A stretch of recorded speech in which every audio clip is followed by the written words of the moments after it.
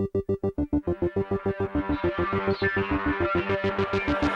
I gonna do when I get a little excited? Yeah, so this brings up one of the main topics, is it's not the hallucination that's the issue. It's the reaction to the hallucination.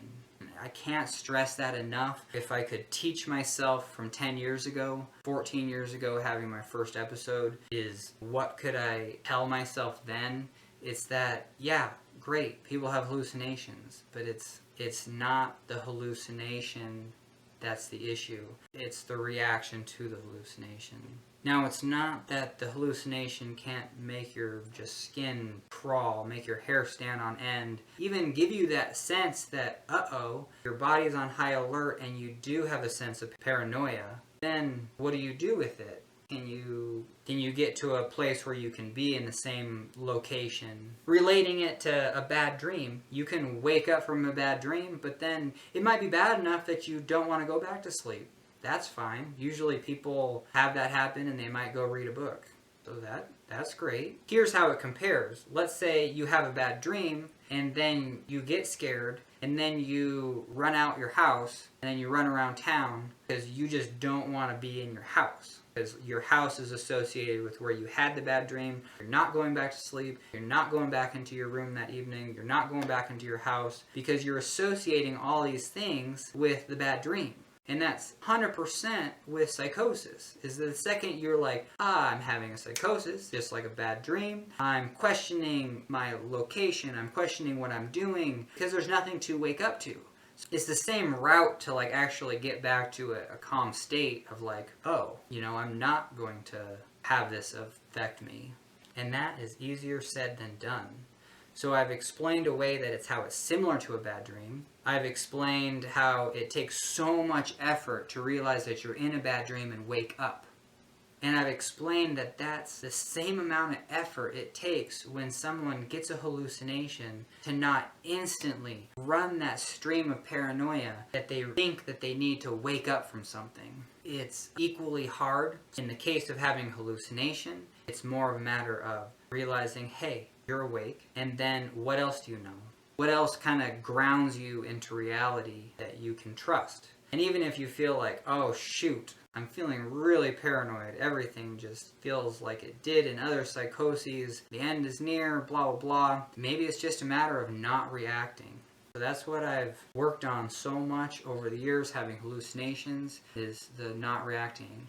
I've only had, but I've had a lot. I've had 5 major episodes. These are 2-week long, 1 month long was the first one. Some as short as just 1 week, but very intense. To where I would, after the first one, I'm like, oh, okay. Even after the first one, even not knowing anything about mental illness, even knowing, you feel like you're some sort of enlightened being, and it's like, you need some other framework to explain what you're experiencing. And even in the medical community, they don't teach you these basic things that it's like, oh, you're having a hallucination. That's okay. It's the reaction to the hallucination that's going to cause you the issue. It's the having a bad dream and then running outside your house and not feeling safe that you can get back to sleep.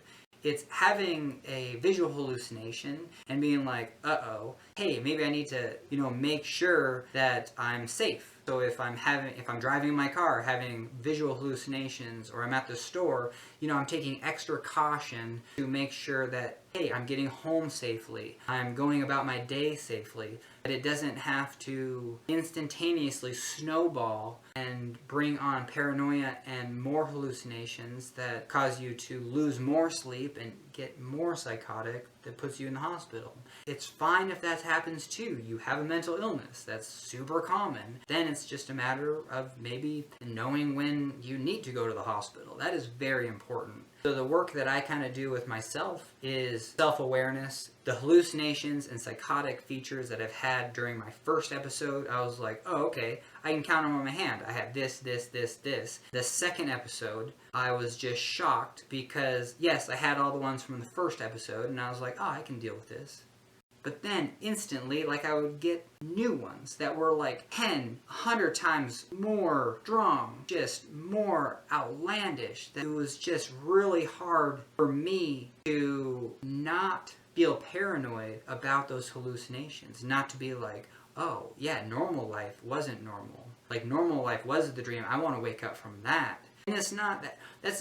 That can be used as an analogy. Honestly, it's more like this. It's just like, it is, because you don't feel like you're alive or dead, and you don't know what death is, but no one does. But it's very interesting where you just don't know basic things. I have a hard time when in these psychotic episodes knowing, the first one. I have a hard time in these psychotic episodes knowing if I'm alive or not. I'm trying to think of, so if I'm that far in a psychosis, like what do I use to reinforce absolute basic things that I have to hold as true, and then it would be grounding. So I guess I'm at a loss with that one, but I did come up with one that's very important. It's that for me in bipolar and having the psychosis, schizoaffective disorder, close to schizophrenia, is that when I'm thinking about that, I can run a thought that's this. I can say,